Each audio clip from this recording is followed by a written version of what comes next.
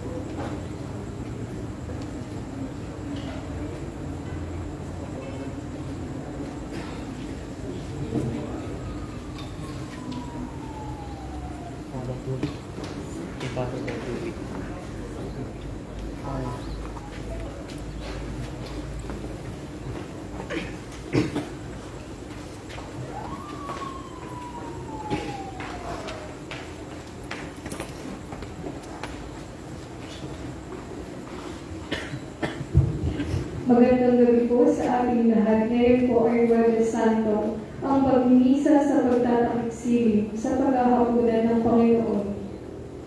Ang sarong ito ang bagong tipan na pinagtitibay ng aking dugo. Ang lingkod ng Diyos ay lingkod ng bagong tipan. Sa dapit hapong ito, pinagdiriwang natin ang huling hapunan ng Panginoon. Sa piging na ito, itinatag ni Jesus ang mga sakramento ng banal na orden at ng Eucharistia. Paglingin natin ang kahulugan nito para sa atin ng mga alagad niya.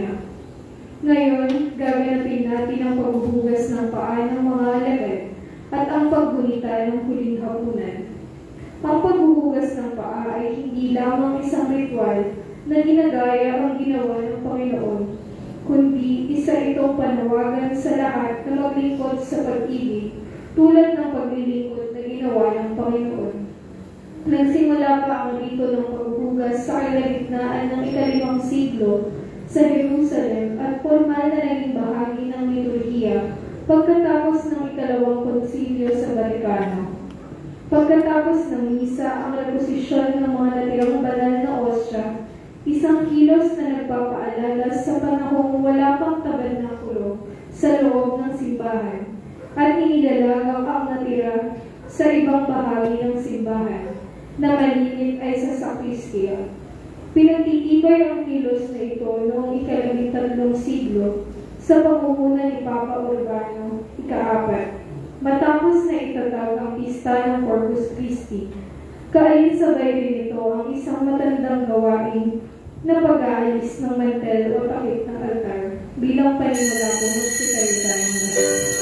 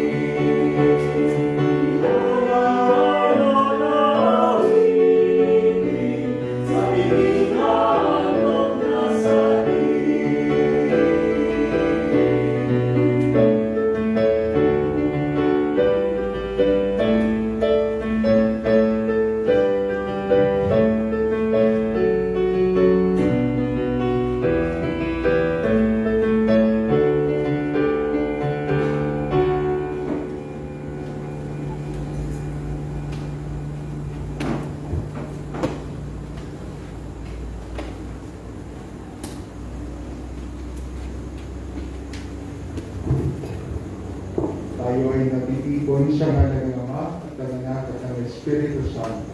Amen. Ang pagpapalag ng ating Panginoong Jesucristo, ang pag-ibig ng Diyos Ama, at ang pakikipag-isa ng Espiritu Santo na may sumayin lahat.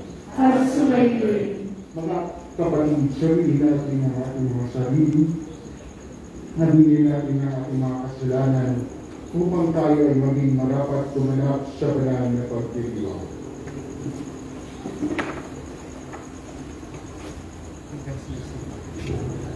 Inaamin ko sa makapangyarihang Diyos at sa inyong mga kapatid na lubha ako nagkasala sa isip, sa salita at sa gawa, at sa aking pagkukulang. Kaya ay sinasama ko sa mahal na Birhen Maria, sa lahat ng mga anghel at mga banal, at sa inyo mga kapatid, na ako'y ipanalangin sa Panginoong ating Diyos. Kawaan tayong kapangyarihang Diyos. Patawarin tayo sa ating mga kasalanan at patubayan tayo sa buhay na walang hanggan. Amen. Panginoon, kaawaan mo kami. Panginoon, kaawaan mo kami. Kristo, kaawaan mo kami. Kristo, kaawaan mo kami. Panginoon, kaawaan mo kami. Panginoon, kaawaan mo kami.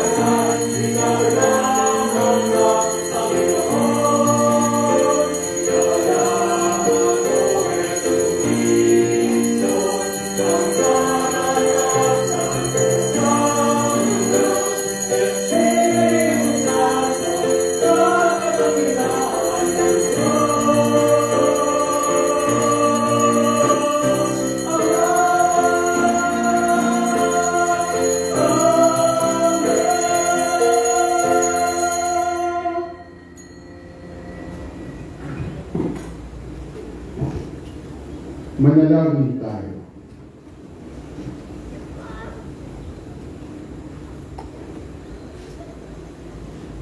Ama naming makapangyarihan, sa mga kasalo ngayon sa banal na hapunan, na ipinamana ng iyong anak na mamamatay bilang haring bago at pagmagpakailanman. Para sa giling niyang sambayanan, ipagkaloob mong lubos ang mapakinabangan ang iyong dakilang pag-ibig at buhay sa pamamagitan niya kasama ng Espiritu Santo magpasawalang hanggan. Amen. Magsiupo po ang lahat at makinig sa pagpapahayag ng salita ng Diyos. Sa unang pagbasa, ang pagsasalo ng kordero ng Pasko ay pagbabadya na mangyayari sa huling hapunan, isang pagsasalo at pagbabahaginan sa habag ng Diyos.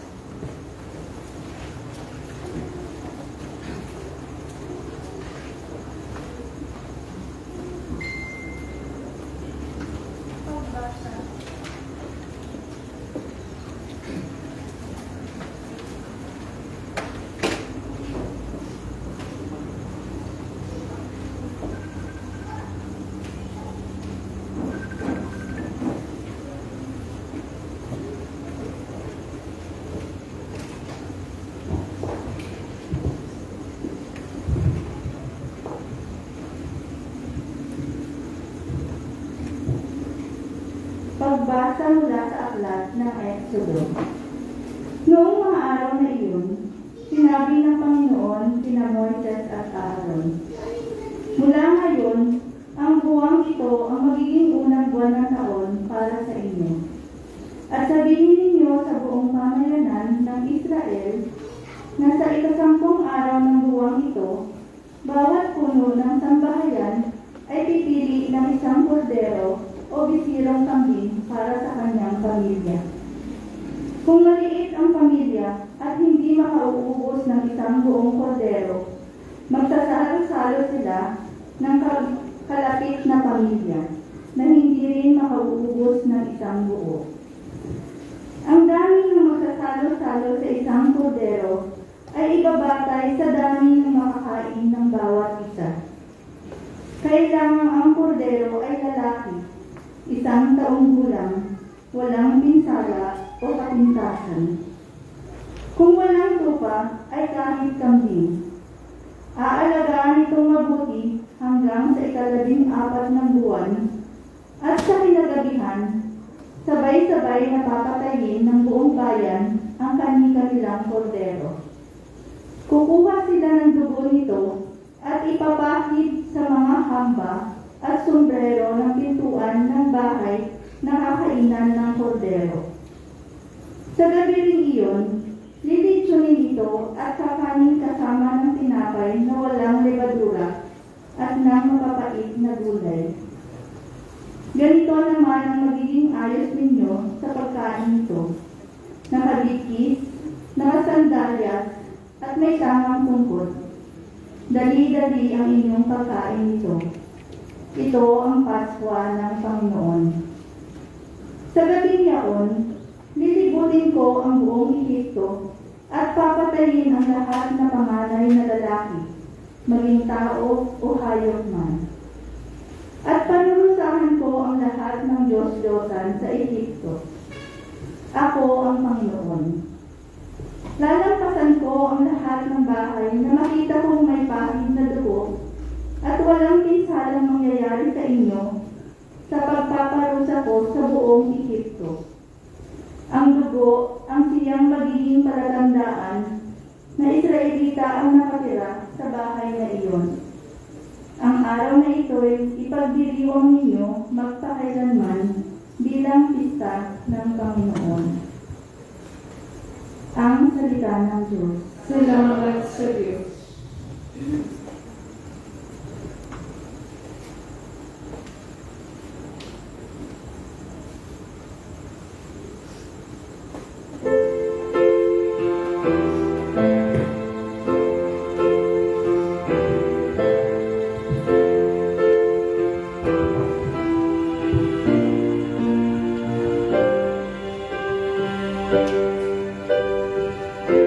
Sa talis ng pagkabas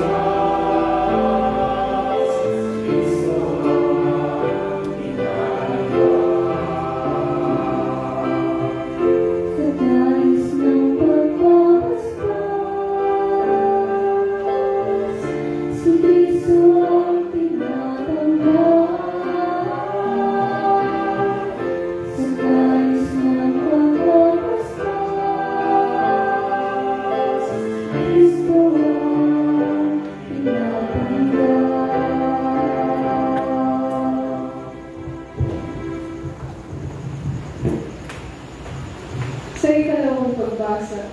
Inilahad ni San Pablo ang binabalya sa unang pagbasa, ang pagdiriwang ng Eucharistia. Ito ang pinakamatandang salaysay tungkol sa Eucharistia sa banal na kasulatan.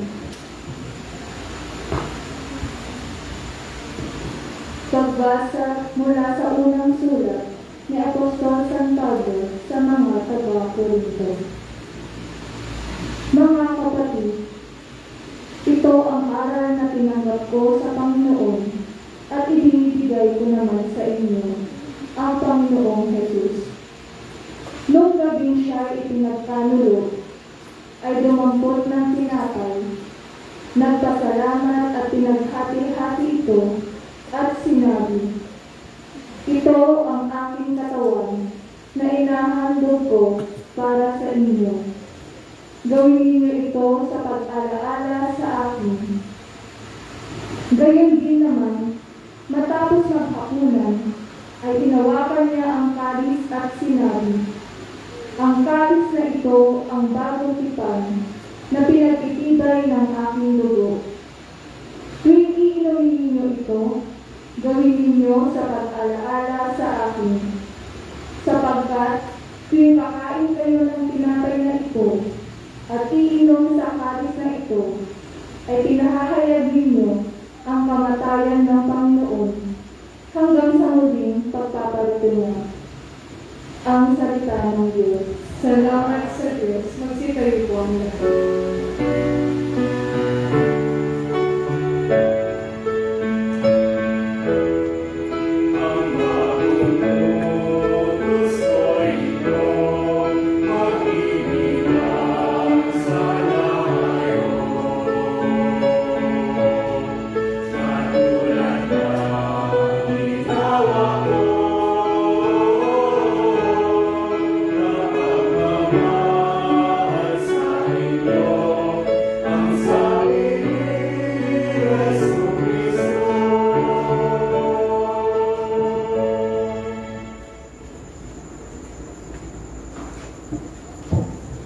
Sumainyo ang Panginoon.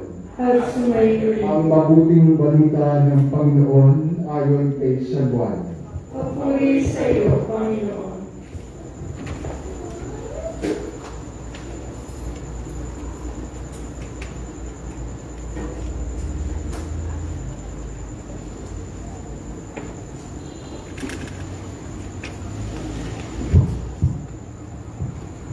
Bisperas na ng Pasko. Alam ni Jesus na dumating na ang panahon ng kanyang paglisan sa sanlibutan ito upang bumalik sa Ama. Mahal niya ang kanyang mga tagasunod na nasa sanlibutan at ngayon ipakikita niya kung hanggang saan ang kanyang pag-ibig sa kanila. Nag-aapunan si Jesus at ang mga alagad na isilid na ng Diablo sa isip ni Judas, anak ni Simon Iscariote, ang pagkakanulo kay Jesus. Alam ni Jesus na ibinigay na sa kanya ng Ama ang buong kapangyarihan. Alam din niyang siya'y mula sa Diyos at babalik sa Diyos. Kaya kung sila maghahapunan, tumindig si Jesus. Nagubad ang kanyang palabas ng kasuotan at nagbigkis ng tuwalya. Pagkatapos, nagbuhos siya ng tubig sa palanggana at sinimulang hugasan ang paa ng mga alagad at pinunasan ng tuwalyang nakabigkis sa kanya. Paglapit niya kay Simon Pedro, tumutol ito. "Panginoon," sabi niya, "Diniyatat kayo po ang naghuhugas ng aking mga paa?" Sumagot si Jesus, "Hindi mo naunawaan ngayon ang ginagawa ko. Ngunit maunawaan mo rin pagkatapos." Sinabi sa kanya ni Pedro, hindi ko po pahugasan sa inyo ang aking mga paa. Kung hindi kita hugasan, wala kang kaugnayan sa akin." Tugon ni Jesus. Kaya't sinabi ni Pedro, "Panginoon, hindi lamang po ang mga paa ko, kundi pati ang aking kamay at ulo." Ani Jesus, Maliban sa kanyang mga paa, hindi na kailangang hugasan pa ang naligo niya, sapagkat malinis na ang kanyang buong katawan, at malinis na kayo, ngunit hindi lahat. Sapagkat alam ni Jesus kung sino ang magkakanulo sa kanya. Kaya sinabi niyang malinis na sila, ngunit hindi lahat. Nang maugasan na ni Jesus ang kanilang mga paa, siya'y nagsuot ng damit at nagbalik sa hapag. Naunawaan ba ninyo kung ano ang ginawa ko sa inyo? Tanong niya sa kanila. Tinatawag ninyo akong guro at Panginoon. At tama kayo sapagkat ako nga. Kung akong Panginoon ninyo at guro ay naghugas ng inyong mga paa, dapat din kayong maghugasan ng paa. Binigyan ko kayo ng halimbawa, at ito'y dapat ninyong tularan. Ang mabuting balita ng Panginoon. Pinupuri ka namin, Panginoong Jesucristo.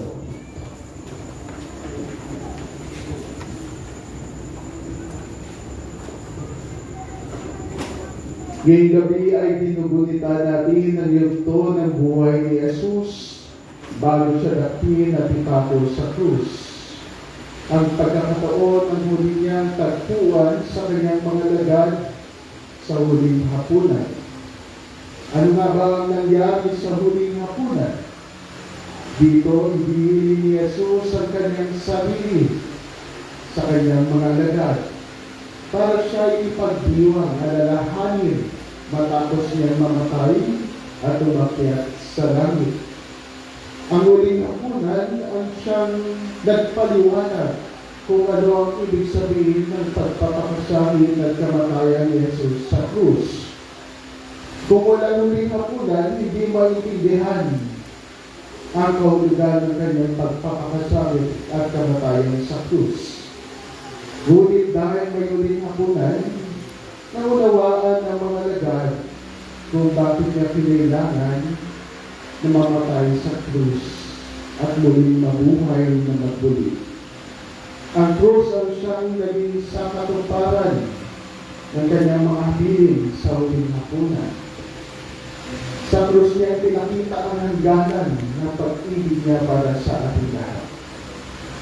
Sa ating unang pagbasa mula sa aklat ng Exodo, makikita natin at marinig kung paano bibilinan tayo ng Panginoon na alalahanin ang kanyang gawang pagliligtas para sa ating lahat.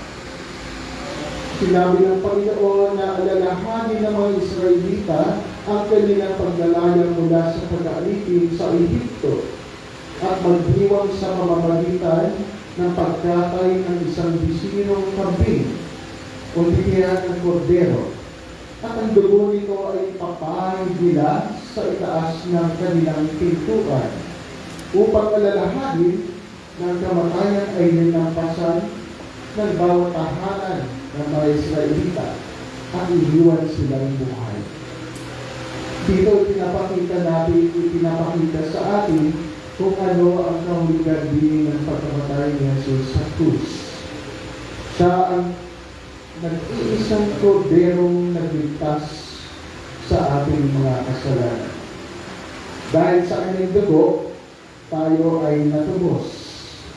Dahil sa kanyang kamatayan, kay paliwanag niya ang hangganan ng pag-ibig ng Diyos para sa ating lahat.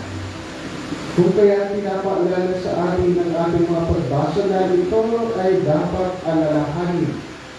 Ang kahulugan nito ay dapat sariwain. Kaya ito dapat ay ipagdiwang. Sa ating pangalawang pagbasa, maririnig natin si Apostol San Pablo, sinasabi niya, kung ano ang kanyang narinig, gano'n ang kanyang tinuturo. Kung ano ang kanyang katanggap, gano'n ang kanyang ipinapasa sa atin. At ano ang kanyang natanggap? Kung babalikan natin ang sinabi ni San Pablo, ganito ang natanggap ko sa mga ninuno natin. Nung gawin yun, hinawakan ni Jesus ang tinapay, pinasalamatan kanya. Ang Ama, pinaghati-hati at inabot sa mga alagad at sinabi na ito ang kanyang katawan.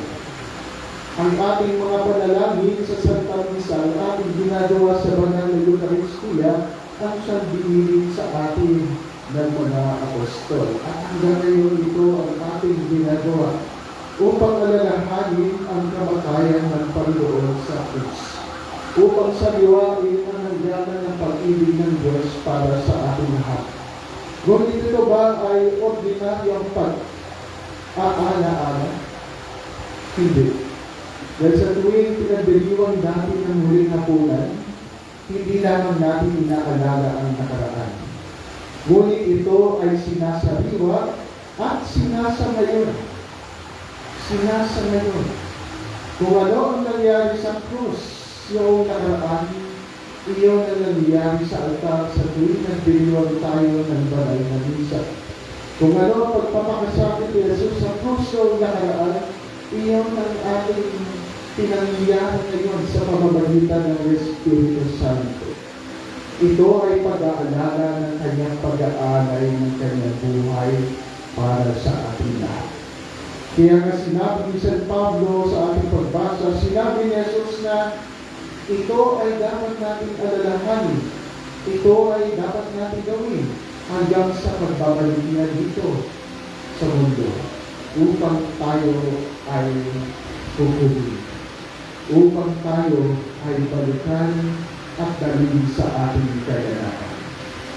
Ang pag-aalala namin sa Panginoon sa banal na Eucharistia ay hindi lamang pag-alaala ng kanyang ginawa, ngunit pagsasangayon ng kanyang presensya.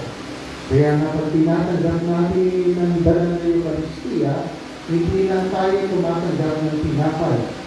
Ang tinatanggap natin si Yeso Cristo. Walang labis, walang kulang. Kung ano ang kanyang sinabi noong nakaraan, gano'n ang ating ginagawa hanggang ngayon. At ang epekto nito para sa atin ay walang labis, walang kulang. Si Cristo ang ating tinatanggap. Kung ating titignan sa ating mabuting balita, sa Ebanghelyo ni San Juan, hindi natin maririnig ang ganitong pangyayari. Hindi niya sasabihin sa atin kung ano ang ginawa ni Jesus, na kinuha niya ang tinapay at ginawa niya ang kanyang nagawa. Hindi sasabihin sa atin ni San Juan kung paano kinuha niya ang kalis ng pasalamat at ginawa niya ang kanyang dugo. Ngunit iba ang pinakita sa atin ni San Juan.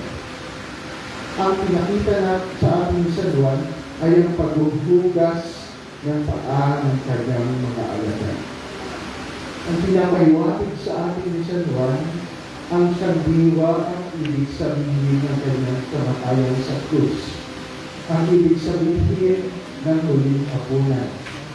Ito ay paglilingkod sa iba. Paghuhugas ng paa ng iba. Ito ay pag-ibig na umaalis sa sarili at inaalay ang sariling buhay para sa iba. Kaya nga sa paghuhugas ng paa ng mga alagad, hinubad ni Jesus ang kanyang damit at ang labas. Nananguulagan ng hubad niya ang kanyang kadakilaan. Inalis niya ang kanyang karangalan upang tayo ay abutin. Upang hawakan ang pinakamaluming parte ng ating katawan, ang pinakamaluming parte ng ating buhay, ng ating kaluluwa, upang ito ay linisin, upang ito ay pagbaluhan. Kaya nga kung babalikan natin ang sinabi ni San Pedro, ay San Pedro, hindi mo dapat hugasan ang aking mga paa. Ngunit anong sabi ni Jesus? Kung hindi ko hugasan ang iyong paa, wala nang mamapagitan sa atin. Kung gusto natin maging malapit kay Jesus, kung gusto natin maging kanyang kaibigan, at makilala siya ng lubusan, at maranasan ang kanyang pag-ibig at awa para sa atin, kailangan mo nang hayaan namin na hugasan niya ang ating mga paa. Kailangan hayaan natin siyang alisin ang ating mga kasalanan. Kailangan hayaan natin siyang panibaguhin ang ating pagkatao upang maranasan natin yung lubusan ng kanyang pag-ibig para sa atin. At sa pamamagitan ng paghuhugas na ito ay nabibigyan ng linaw ang ating paningin ng pag-uunawa na natin ginaganap sa banal na hapunan na ito ay hindi lamang nananatili sa presensya ng Diyos na ating natatanggap. Ngunit ito ay naisa sa buhay sa pamamagitan ng paglilingkod natin sa iba. Kaya nga magandang tanong ito para sa atin. Sa paanong paraan ba tayo pinangyayaan ng Panginoon para hugasan ang paa ng ating kapwa? Sa paanong pamamaraan natin kaya mapaglilingkuran ng mga nangangailangan? Sa paanong pamamaraan kaya natin kayang hugasan ang dumi, ang bahid kasalanan, ang dumis ng ating kapwa, at higit sa lahat ng ating mga sarili. Gaano kalalim ang pag-ibig ng Diyos ang pinakita para sa atin. Pinakita niya ito sa atin sa pamamagitan ng pagtanggap sa taong nagkatuwa sa Kanya. Sa pagtanggap sa taong ipinagpalit siya sa 30 pilat. Ang pag-ibig ng Diyos ay pagtanggap maski sa ating mga kaaway. Ang pag-ibig na pinapakita sa atin ng Panginoon ay maski yung pinakamahirap unawain na tao, yung pinakamahirap ibigin, yun din ay dapat natin tanggapin at mahalin. Na maski yung pinakamaduming parte na ating katawan ay kayang linisin ng Diyos, ganun din tayo. Maski yung mga pagkakataon ng mga tao, hindi natin kaya makita ng lubusan ng kabutihan. Kailangan din natin silang tagapin. Kailangan din natin silang unawain. Kaya nga, ang paghuhugas ng paa na ating binubunta ngayon ay nagpapaalala sa atin na lahat tayo ay kailangan mahugasan ng ating Panginoon sa Kristo. Lahat tayo ay hindi malinis sa Kanyang harapan. Ngunit paulit-ulit siyang bumababa at hinugasan ng ating mga paa upang tayo ay matubos, upang tayo ay panibaguhin. Nawa itong diwangan ng banal na Eucharistia ay laging ating maalala na ating pagtitipon dito hindi lamang pagsasariwa ng ating pananampalataya kay Kristo, ng pagtanggap kay Kristo, ngunit ito din ay nag-uudog sa atin upang maglingkod, upang umibig kagaya ng pag-ibig at paglilingkod ni Kristo sa atin. Kung paano nagawa niyang bumaba, kung paano nagawa niyang kalimutan ang kanyang sarili sa kanyang mga dagan, kaya din ang panyaya sa atin. At tayo magdaan ng ating sarili para sa kapakanan ng iba. At dito, pagiging ganap ang pag-ibig na ating sinasabuhay bilang mga Kristiyano. Sabi nga ni San Juan sa kanyang Ebanghelyo, walang higit na pag-ibig ang maipapakita kaysa doon sa isang kaibigan nag-aalay ng sarili niyang buhay para sa kapakanan ng iba. Iyon ang ginawa ng ating Panginoon sa Kristo. Dahil tayo ay kanyang mga kaibigan, inialay niya ang sarili ng buhay para sa atin. Hindi na tayo mga lingkod, ngunit kanyang mga kaibigan. At bilang mga kaibigan, hinahayaan niya tayo maging bahagi ng kanyang buhay. Hinahayaan niya tayo maging kaugnay sa kanyang pag-ibig na may ugnayan sa kanyang awa. At sa gayon, patuloy natin masariwa, maalala ang kanyang kaligtasan na kanyang ginawa noong una, noong pinakos sa krus. At ngayon ating inaalala, sinasariwa sa huling hapunan ating pinagpilihan.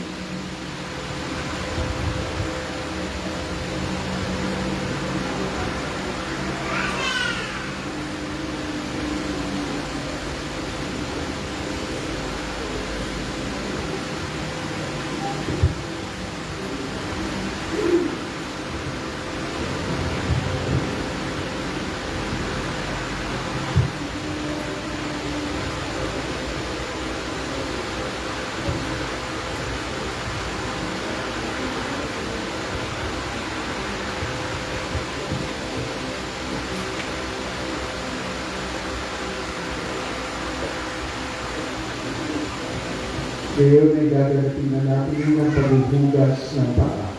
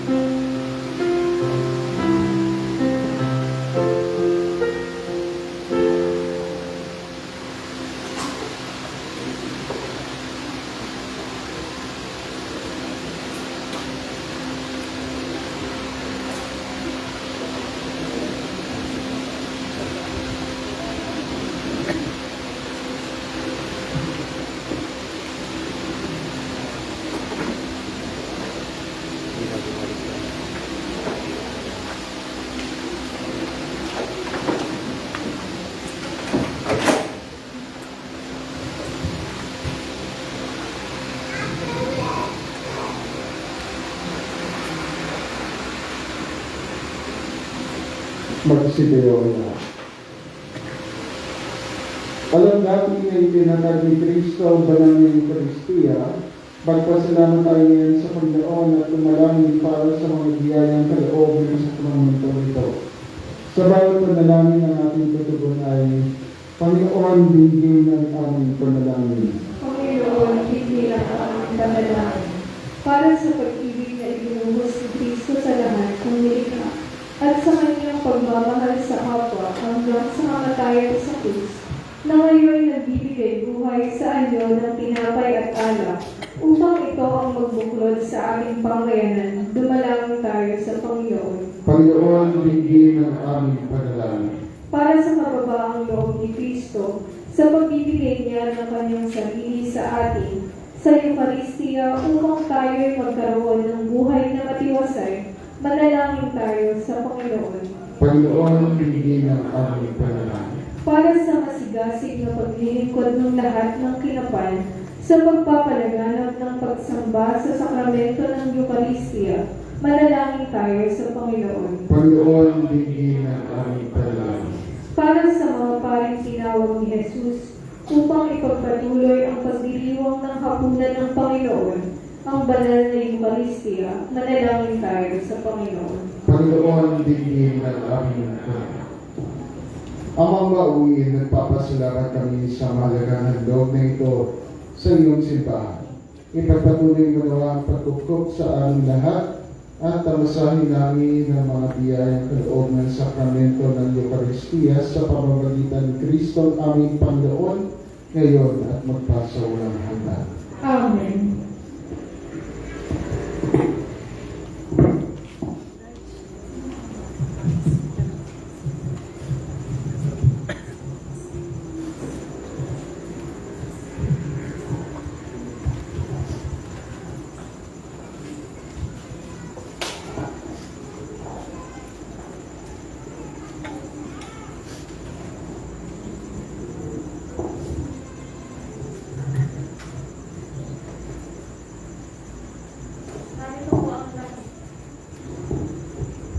Narito po ang langis para sa mesa. Kapuri-puri ang Diyos na humihilaw ng mga may sakit at nagkakaloob ng kaaliwan sa mga nagdadalang amin. Nawamaranasan ng mga papahiran ng langis na ito ang pagdadaming pagmamahal at pagliligtas ni Kristo sa kanilang katawan, diwa at kaluluwa. Kapuri-puri ang buong may kapal ngayon at kailanman.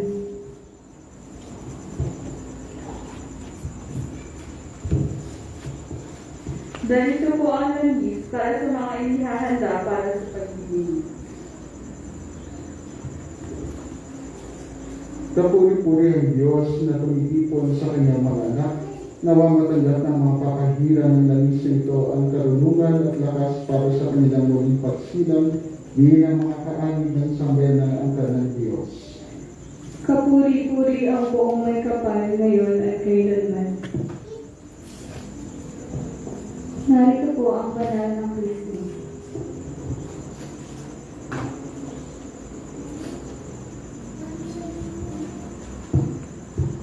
Kapuri-puri ang Diyos na nagtalaga sa kanyang mga himilan, nawa mahuspos ng Espiritu ng Diyos ang mga bibinigan kukumpilan at ordinahan, na siyang papahiran ng banal na Krismong ito upang isabuhay nila ang pagkakatalaga nila bilang kaisa ng Panginoong Jesucristo. Kapuri-puri ang buong may kapal ngayon at kailanman.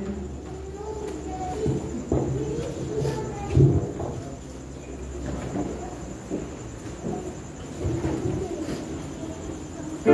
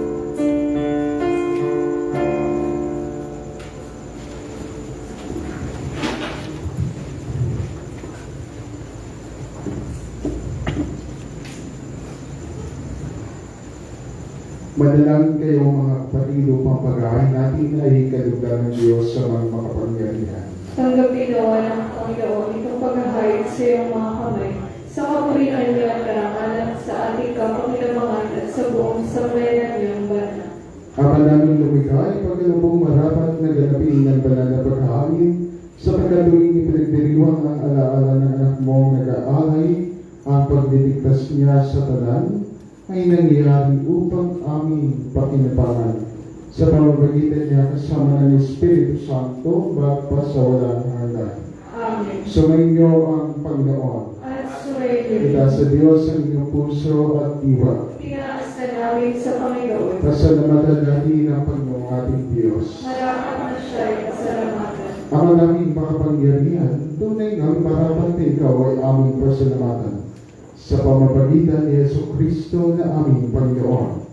Siya ang talagang dakila at lagi mong ikinalulugod na parang naghahanin para sa sansinuko. Nitong pag-aalay na tanging mong ibinukod, ang pagdiriwang na huling hapunan na ipaghahain niya para sa tanan, upang alalahanin namin ang persaluhan, ang laman niya inihain, upang lahat ay buhay. Ang dugo niya idumanak, ng lahat ay mapatawad. Kaya kaysa namang hen na nagsisawat na pagpupuri sa iyo nang wala mong pay sa kalangitan, kami nagpupuri sa iyong kadakilaan.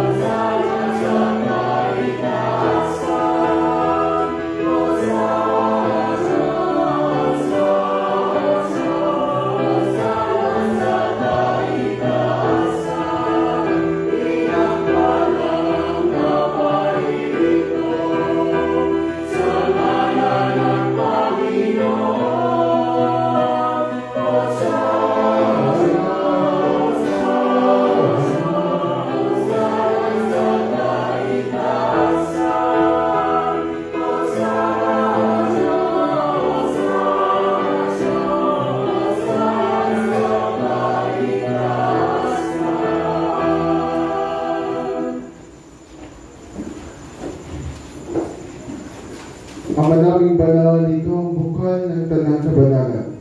Kaya't sa pamamagitan ng iyong Espiritu, gawin mong banal ang mga kalooban ito, upang para sa amin ay maging katawan at dugo ng aming Panginoong Jesucristo.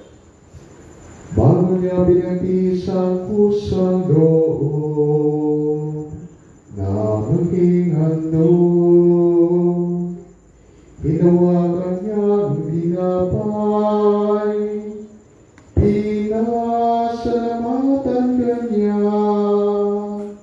pinagati-hati niya iyon, iniabot sa kanyang mga alagad, at sinabi,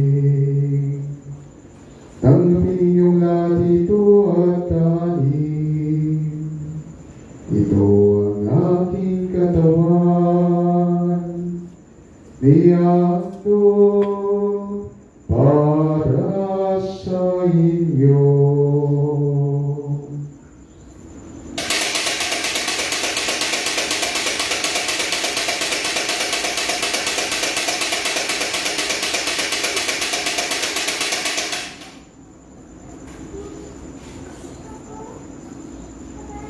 Kaya hindi naman matapos ang hapunan, hinawakan niyang kalis, muli kanyang pinasalamatan, iniabot niyang kalis sa kanyang mga alagad, at sinabi, tanggapin ninyong lahat ito at inumin. Ito ang kalis ng aking dugo, ng bago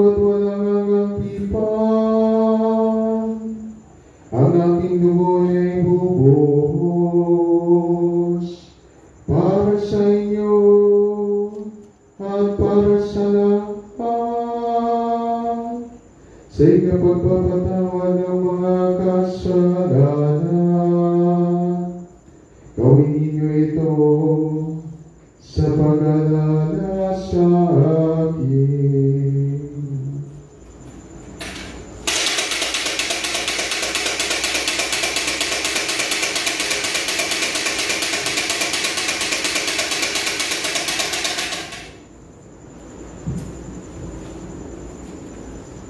Ipagbuhin natin ang misteryo ng pananampalataya.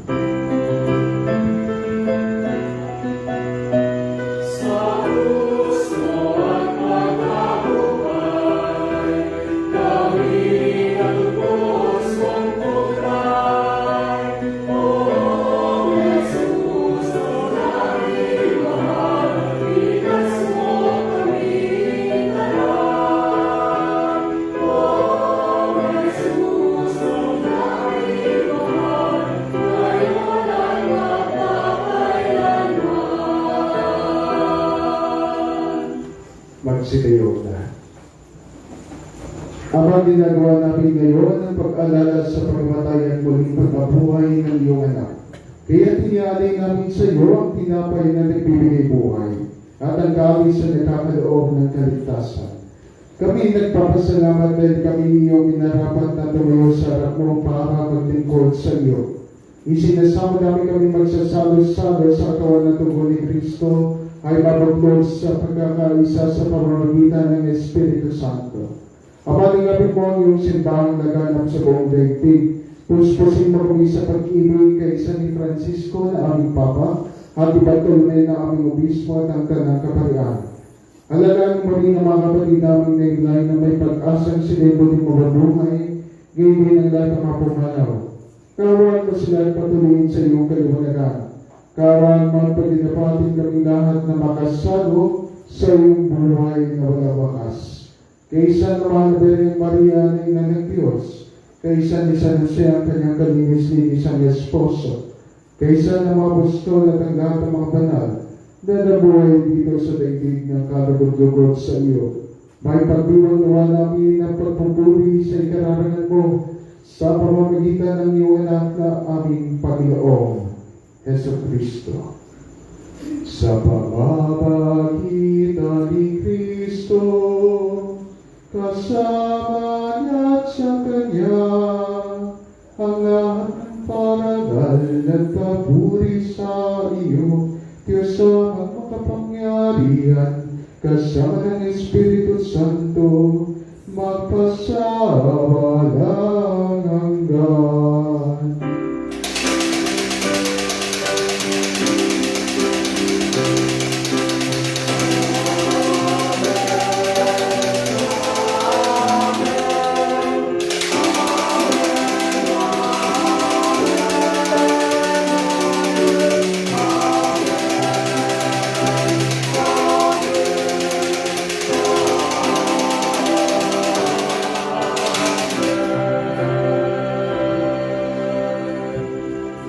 Sa nagubiling ng nakadagang na utos sa turo ni Jesus na Panginoon natin at Diyos, ipahayag natin ng lakas loob.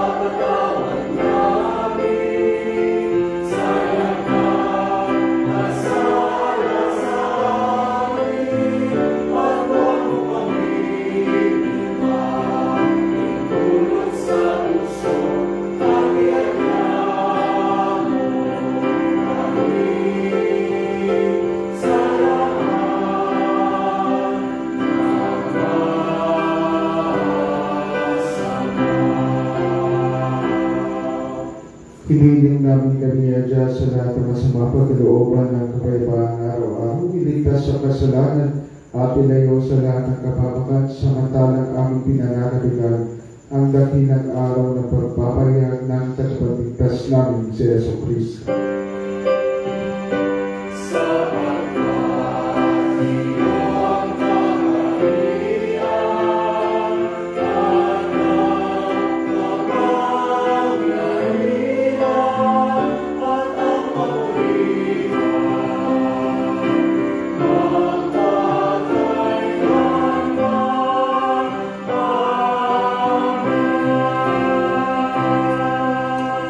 Panginoong Yeso Kristo, sinabi mo sa iyong mga apostol, kapayapaan ang iiwan ko sa inyo, ang aking kapayapaan ang binibigay ko sa inyo.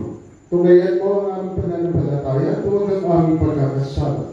Pagkalooban mo kami ng kapayapaan at pagkakaisa ayon sa iyong kalooban, kasama ng Espiritu Santo magpasawalang hanggan. Amen. Ang kapayapaan ng Panginoon ay lagi nawang sumainyo. At sumayin rin. Magbigayan kayo ng kapayapaan sa isa't isa. Sisigasin.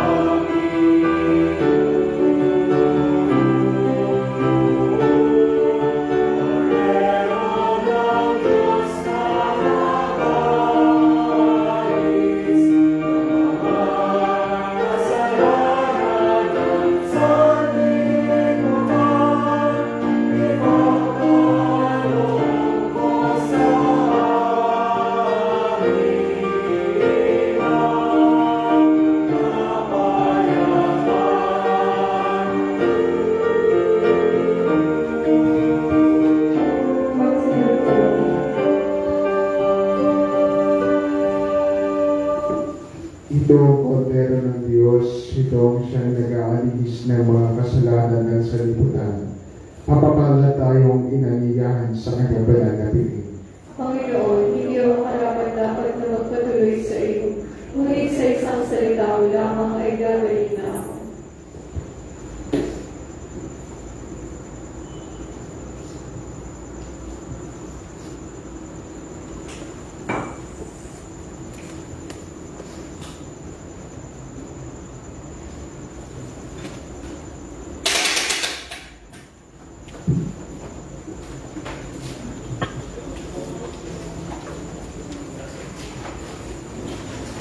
Can you mag-spray? Ayaw mo lang gamitin ng spray sa loob. Saan na kayo? Yung isa sa video, tapos yung kawai mother. Saan na kayo sa amin? Basta ka mo. Lapit ka na doon.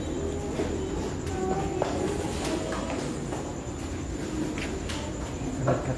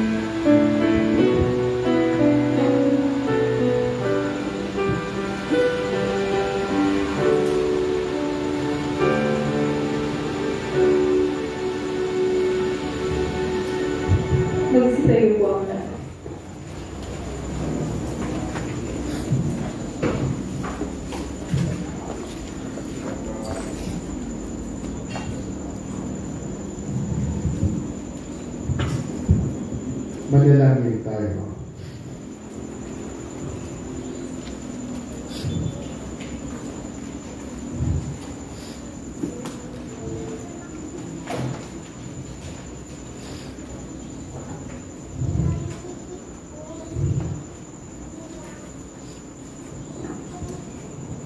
Ama naming mapagmahal, ipagkaloob mo sa aming pakikinabang sa pinagdiriwang ditong hapunan ng anak mo mahal. Kami pagdidapating makasalo kailanman sa tingin sa iyong piling sa kalangitan. Sa pamamagitan ni Yeso Cristo kasama ng Espiritu Santo, magpasawalang hanggan. Amen. Ngayon po ay gagalapin natin ang paglilipat ng banal na sakramento sa ating altar of repose at magkakaroon po tayo ng pagdamagang pagkatanod kay Yeso Cristo sa banal na sakramento. Ang ating pagdiriwang ay ating itutuloy bukas sa Veneration of the Cross dito po, Biyernes Santo, 3:30 ng hapon.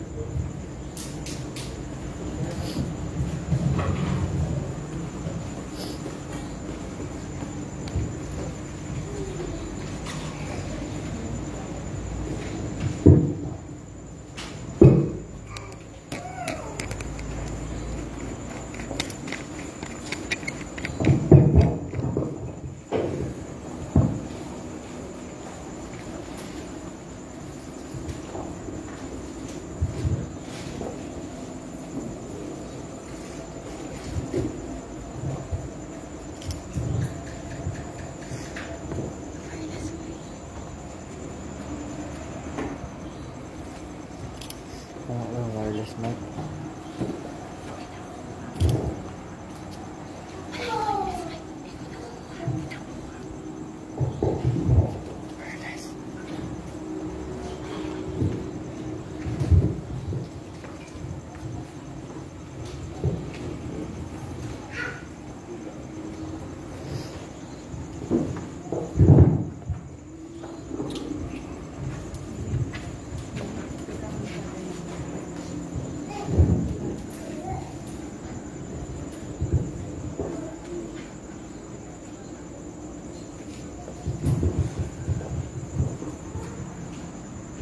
Magsilong po ang lahat at awitin natin ang panalangin.